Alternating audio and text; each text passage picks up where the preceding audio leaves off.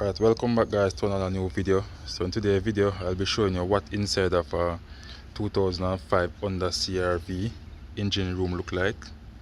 So this is what it look like. So right here you have the ABS control module. This is ABS right here. Your power steering buckle, power steering pump. This is the engine right here. This is where check the oil. This is the dipstick for the engine. This is the oil cap. Right here I have the air cleaner. Right here I have the brake fluid reservoir. Here's the fuse box. Right here the battery. And the transmission down here, that's the yellow stick you see right down there. That is for the transmission to check the fluid. This is right here. And right here is the reservoir for the coolant overflow buckle. This is the radiator right here.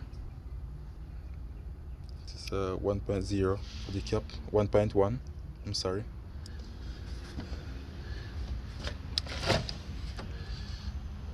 So this is what it look like. That's a 2005 Honda CRV. So guys, if you find this video useful, please like, share, comment and subscribe to my YouTube channel. Thank you all for watching. Catch you another time.